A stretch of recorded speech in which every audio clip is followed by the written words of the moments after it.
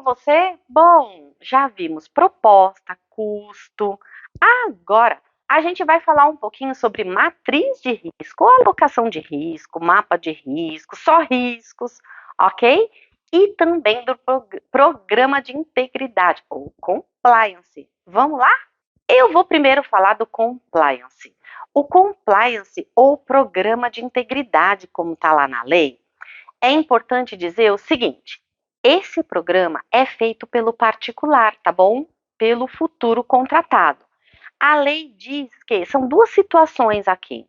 Ou é feita pelo futuro contratado até 6 meses após a assinatura do contrato, ou o futuro contratado, e aqui participante da licitação, já tem que ter esse programa de integridade, porque também pode ser hipótese para desempate na licitação.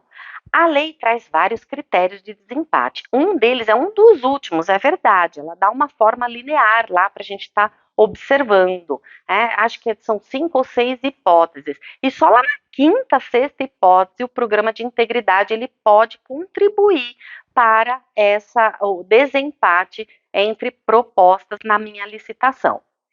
Então, não vai esquecer. De qualquer maneira, é feito pelo particular. Se for na sua contratação, até 6 meses depois, ou também pode ser utilizado para fins de desempate. E aí tem que deixar bem claro lá no seu edital, tá bom? Agora, também é importante a gente lembrar que esse programa de integridade, a lei ela fala isso, ela fala mais o quê? Que também fica autorizado a utilização na eventual, a sua consideração na aplicação de sanções e inclusive para a reabilitação do licitante ou do contratado. Em 3 hipóteses aqui, tá bom? A primeira é quando ele, em algum momento, tiver apresentado alguma declaração ou documentação falsa. A segunda é quando ele tiver prestado declaração falsa. E a terceira, em hipótese de que ele tenha causado, praticado ato lesivo contra o patrimônio público, seja patrimônio público nacional ou internacional, estrangeiro, né? E contra, né? Ou ainda também contra os princípios da administração pública ou compromissos internacionais assumidos pelo Brasil. Uma coisa curiosa é que a lei não diz qual que é o conteúdo desse programa de integridade. E aí eu resolvi ousar um pouquinho e buscar um pouquinho os indicadores deste conteúdo que me parecem importantes dentro da Lei de Combate à Corrupção, que é a Lei Federal 12846 de 2013. Veja, existe uma bula aqui para eu entender qual que é esse conteúdo? Não. Agora, fica aqui a dica. Se você exigir a apresentação do compliance ou do programa de integridade, nós temos inúmeros cenários. Empresas que contratam, terceirizam o programa de integridade por empresas especializadas, e às vezes tem aí livros grandes, manuais, cheio de critérios. Existem empresas que às vezes até contratando de terceiros ou fazendo ela própria, vem com 2 folhinhas. Ok, pessoal, programa de integridade cumprido. Se para você da administração é importante alguns indicadores dentro desse programa de integridade, fica a sugestão de colocar de que pelo menos quando apresentado o programa de integridade, deve ser considerado indicadores 1, 2, 3, 4. Eu vou dar alguns aqui lá em face da lei anticorrupção. Deve, me parece, né, minimamente ter aqui regras de código de ética e de conduta daquela pessoa jurídica. Também a transparência em todos os seus processos internos. Prevenção de fraudes, inclusive não só em âmbito interno, mas externo em processos de licitação. Como que essa empresa ela se conduz aí no mercado segmentado dela. Também ouvidorias, ter canais de denúncia de irregularidades.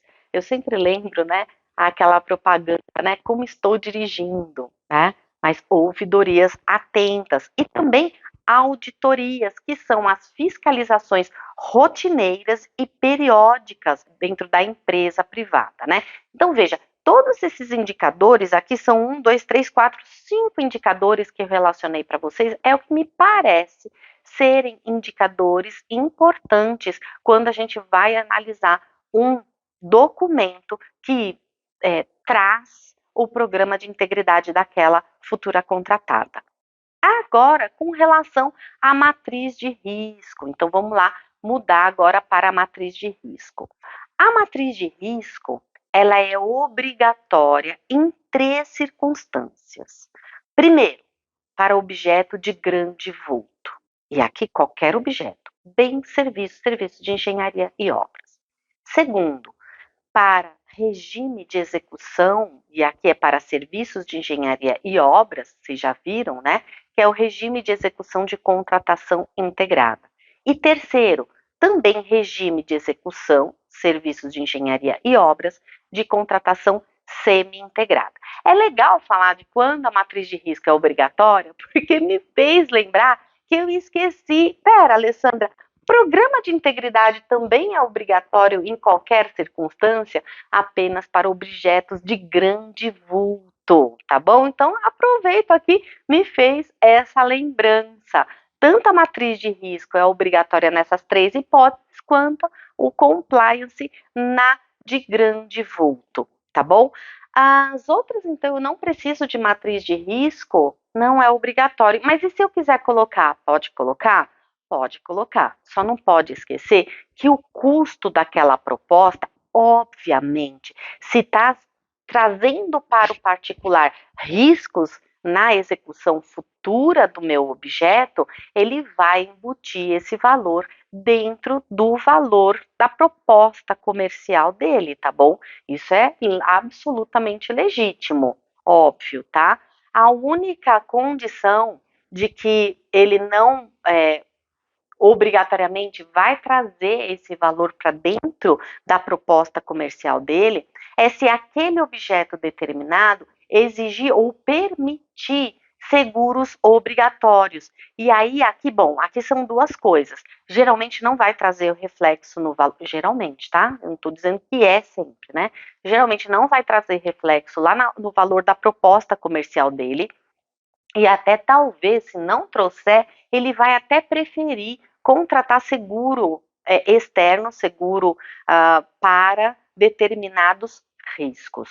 E a outra hipótese é que quando nós estivermos diante de objetos que autorizam a contratação de seguros, ainda que seguros obrigatórios, aqui a lei é interessante, ela diz que passa a ser preferencialmente esse risco do particular. Não, mas espera, será que eu estou entendendo certo? Então, a administração pública também assume riscos? Sim. Essa alocação de riscos, a lei deixa claro que deve ser muito bem definido no edital de quem é de quem. Então, peraí, Alessandra, você falou que o compliance é uma obrigação do particular, certo? Certo. E a alocação de riscos não é do particular? Não. É a administração que precisa colocar dentro do seu edital? Sim. Por quê? Porque a alocação de riscos é uma cláusula contratual. E uma coisa muito interessante é que, então, para que ter essa cláusula contratual? Vai me dar trabalho.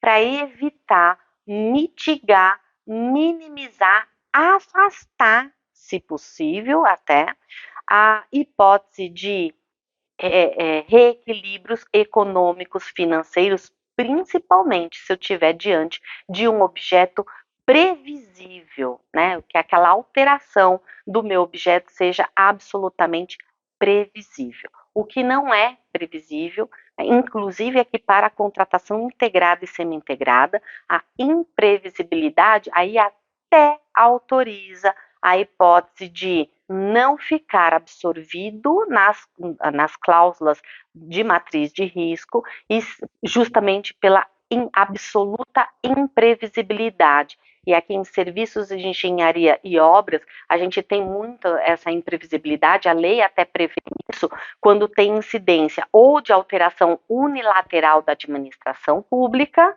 é totalmente imprevisível, e que a administração precisou fazer essa alteração unilateral, ou quando tiver alguma incidência de carga tributária dentro dos insumos ou dentro, né, dos materiais, dos serviços daquele objeto realizado pelo contratado, tá bom? Outros dois pontos também bem importantes em risco lá na lei é que ela diz que inclusive na contratação direta, tá bom?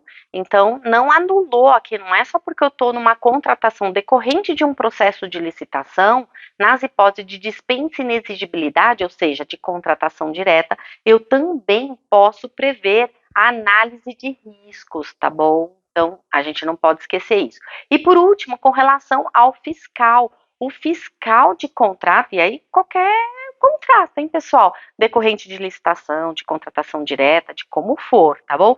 Ele deve, né, informar, né, sempre quando houver riscos e quais foram as mitigações, as prevenções para que esse risco não ocorresse. Então, o fiscal de contrato também deve estar bem atento a isso. Agora, então, por último, engraçado, né, fazer por último, eu vou trazer aqui o conceito da lei. O conceito de risco está lá no artigo 6º também.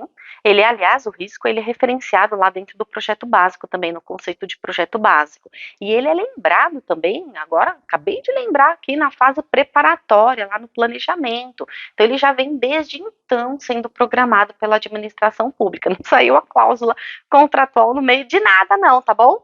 Olha o que diz lá o artigo 6º, né? Uma cláusula contratual definidora de riscos e de responsabilidade entre as partes e caracterizadora do desequilíbrio econômico-financeiro inicial do contrato em termos de ônus financeiros decorrentes de eventos supervenientes, tá vendo? Imprevisíveis, tá bom?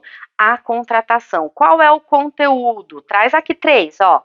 Possíveis eventos supervenientes à assinatura do contrato, ele meio que repete aqui, né, que possam causar aí impacto nesse equilíbrio econômico-financeiro, e outras duas, obrigações de resultado. Essa obrigação de resultado é quando o particular ele tem autorização pela administração para inovar na execução do objeto. Então precisa ficar bem claro aqui como que vai ser já é transferido para ele também esse risco e precisa nessa inovação ele trazer como que ele vai prevenir, como que ele vai suportar eventual risco aqui.